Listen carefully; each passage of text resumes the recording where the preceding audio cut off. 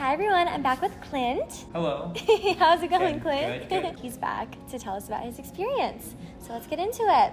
I know a lot has happened over this past 30 days, which congrats, by the way. This is a huge accomplishment. Oh, thank you so much. Of course, yes, you should be so proud of yourself. So what has been your favorite part of this whole experience, your biggest takeaway?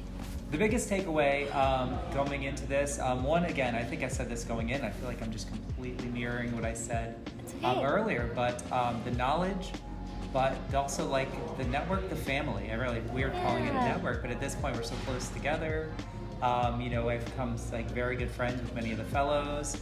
So that camaraderie that's come from doing the fellowship with all of these teachers from all over, that is really the biggest takeaway, is being able to work with such amazing educators and such just excellent people. Yeah, absolutely. And and just like being around you guys and hear you guys talk and just like seeing everything on social media, like it seems like there's so much to learn from everybody. There's a bunch of people here from different states. You guys have all different like backgrounds, different upbringings, and like I can't imagine like how much like more knowledge you guys have like coming out of this experience. It's probably like priceless, It really is. It's really priceless. Yeah. So I know we talked about the 3 emotions you were kind of feeling going into this experience.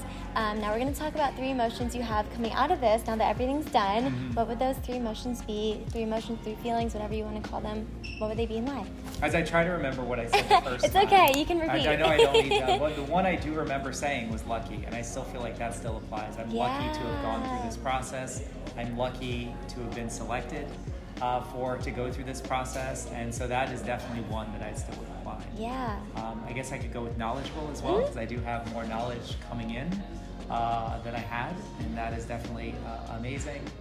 And I'm excited. I'm excited to use this knowledge, apply it to my classroom, and see where it goes from there. You kind of touched on this question already. So you've met so many people, you've been to so many places, you've done so many things throughout this whole experience. So how are you going to apply everything that you've learned from this whole experience to your classroom? How are you going to apply it to your students? How are you going to apply it to pretty much everything you do from here on out?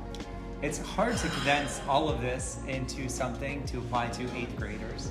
But the biggest takeaway, I think, is basically going to the documents, making sure that you look at those primary source documents, get into the arguments. I'm coming fresh off of the paper where we looked at Federalists versus Anti-Federalists, and examining those arguments and kind of seeing where they were going and what each concern was, and kind of seeing how that played out. Yeah, that's awesome. I feel like now that you've done all this, you kind of have like a leg up, because like you've been here and like you've not only just like read about the documents and everything you teach about, but like you've seen them like at the museums, you've been at the Supreme Court, you've done all these crazy things that kind of like give you like I feel like a new perspective on how you're gonna go into teaching and how you're gonna distribute all this information and these things to your students. So that's really cool. I'm excited. For future fellows, is there any words of wisdom you have, any advice, any tips you want to share for them coming into this, but if they should expect anything like that? It's a balancing act. So you do have responsibilities here. So I said I'm coming off of a 3rd paper. And so just making sure you find that right balance, because you don't want to neglect the opportunity to be in this place. It's really talk about like, the importance of place and going to see those documents. Again, it's one thing to read the primary source document that's in your packet. It's another to actually see that document in the museum, or that piece of art in the museum, and see these historic buildings. So finding that right balance between obviously taking in all the knowledge, but also finding time to explore the area and making time to make very good friends. Yeah, I love that. Kind of like the work-life balance. You guys are working so hard, so you deserve some time to have some fun too. Yes. Love that. Is there anything else you want to add to kind of put a bow on this whole experience in this interview?